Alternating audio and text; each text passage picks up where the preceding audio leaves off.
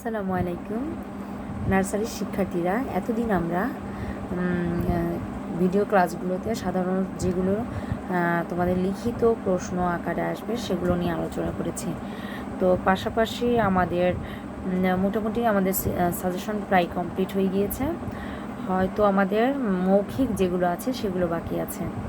তো আমি তোমাদের জন্য মৌখিক ছড়া এবং কিছু প্রশ্ন দিয়েছিলাম। এর আগের ভিডিওটিতে মৌখিক নিয়ে ছড়া নিয়ে আলোচনা করা হয়েছিল। আজকে আমরা কিছু প্রশ্ন আছে সে প্রশ্নগুলো নিয়ে আলোচনা করব, যেগুলো তোমাদের মৌখিক আকারে আসবে। তো চলো, মৌখিক আকারে আপাতত আসা হয়তো বা তোমরা জেনে রাখা ভালো, তোমাদের এগুলো অনেক কাজে দিবে। যদিও আমাদের এখন কি হচ্ছে না, স্কুলে পরীক্ষা হচ্ছে না, আর স্কুলে যেহেতু পরীক্ষা হচ্ছে না সেক্ষেত্রে মৌখিক প্রশ্নটা আসবে কি না সেটাও নিশ্চিতভাবে বলা যাচ্ছে না। তারপর আমাদের যেহেতু সাজেশনে আছে, আমরা সেগুলো আপাতত কি করব, পড়ে ফেলবো। কেমন? দেখো, সাজেশনে দেওয়া আছে, প্রথম যে প্রশ্নটি দেওয়া আছে সেটি হচ্ছে 5টি পশুর নাম। আচ্ছা, 5টি পশুর নাম। আমরা তো অনেক পশু দেখি, তাই না? যেমন কি কি দেখি? পশু বলতে সাধারণত 4 পা বিশিষ্ট যেগুলো, যে সমস্ত প্রাণীর 4টি পা থাকে তাদেরকেই আমরা সাধারণত পশু বলে থাকি। তো এক্ষেত্রে আমরা কি কি দেখি বলো তো? কুকুর দেখি, বিড়াল দেখি, তারপরে কি দেখি, আবার ঘোড়া দেখি, তাই না? তো এখানে তুমি তোমার পছন্দ মতো যে কোনো 5টি পশুর নাম বললেই হবে।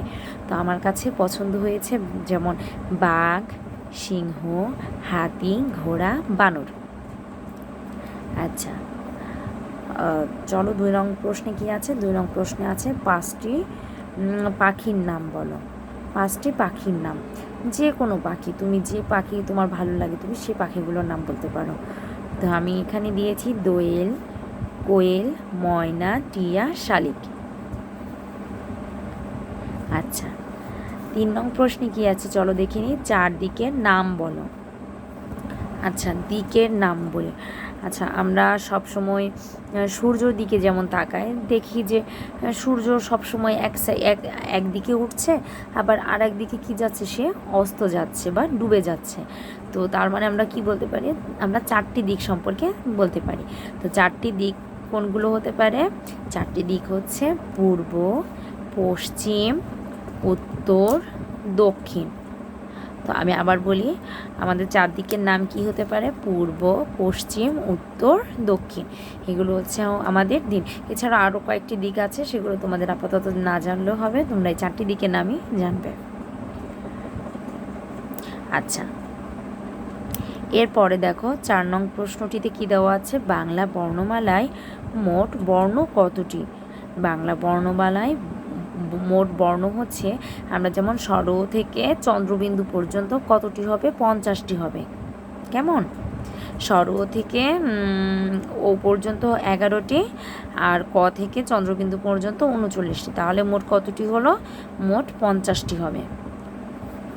আচ্ছা, এখানে আমি বলেই দিয়েছি, দেখো, এর মধ্যে স্বরবর্ণ 11টি এবং ব্যঞ্জনবর্ণ 39টি। এই ছিল আমাদের মৌখিক অংশ, অর্থাৎ ওরাল টেস্ট। এখান থেকে সাধারণত তোমাদের বার্ষিক পরীক্ষার জন্য, যদি আমাদের স্কুলে পরীক্ষা হয়ে থাকে, তাহলে এখান থেকে তোমাদের প্রশ্ন আসবে। তো তোমরা ইনশাল্লাহ এগুলো ভালো করে প্র্যাকটিস করো।